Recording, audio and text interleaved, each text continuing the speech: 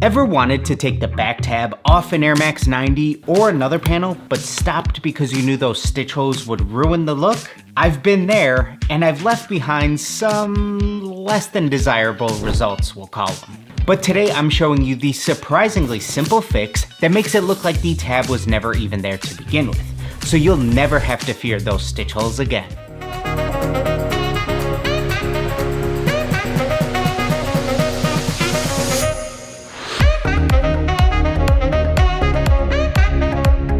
Hey, what's going on guys? Dejesus here. Welcome back to another 2-Minute Tuesday, and this has been a highly requested video for a long time because I think a lot of people run into different scenarios where they want to try to remove something from a shoe in order to create a little bit more room for themselves. Whether that be something like this back panel here on a pair of Air Max 90s, or if you want to go ahead and remove the swoosh on a pair of Air Force Ones to just create a little bit more room for your artwork. And I think it makes a world of a difference when you actually take the time to cover up those stitch holes, make it seem like they were never there, and then your entire project just has a much more clean factory look. So without further ado, let's go ahead, throw 2 minutes on that clock, and dive right in. So for today, I'm using an all-white Air Max 90 as our base shoe, and in order to start the removal process, you're going to need some type of seam ripper, or you can also use an X-Acto knife. Use your offhand in order to create an opening for you to tuck the blade behind. Then just work your way around the panel, slowly popping out the stitching that's holding it together.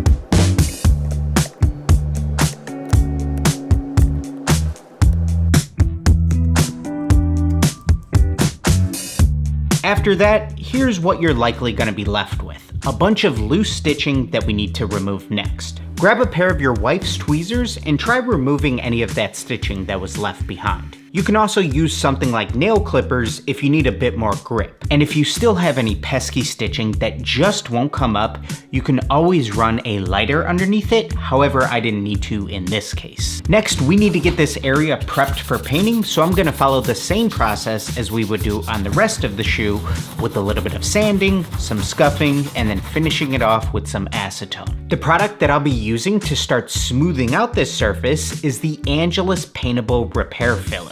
I like to start by applying a generous amount on a Q-tip to all of the affected areas.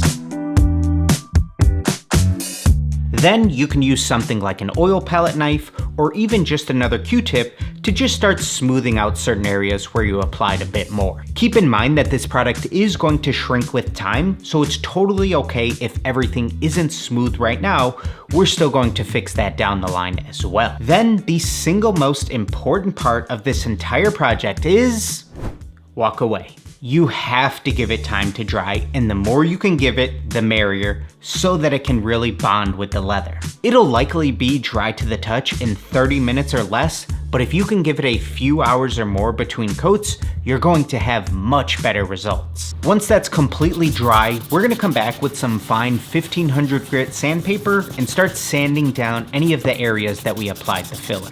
And here's roughly what that looks like after my first coat. Next, we're gonna repeat those same exact steps for a second coat by applying some with a Q-tip, smoothing it out just a little bit, and then letting it completely dry before coming back and sanding it down. I really recommend going a bit lighter with the filler on your first couple of coats if this is your first time using it. Now, once we move into our third coat, that's when you might start to notice any potential problem areas or any spots that you do want to apply just a little bit more of the product to. Just like painting though, multiple thin layers is always going to be the better option than one thick and heavy layer. I ultimately ended up doing 5 coats total, and something that I do want to mention is that since this product does dry clear, you are likely still going to be able to see the stitch holes themselves until you move into the painting.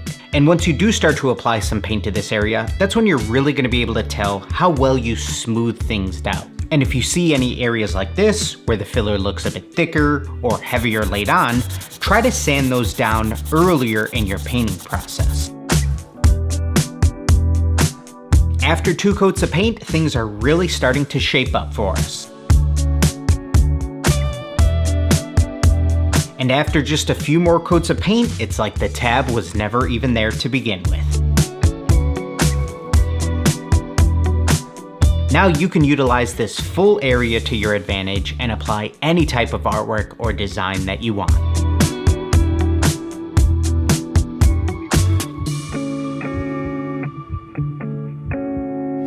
So there you have it, guys. We probably went way over on today's time limit, but what else is new around here?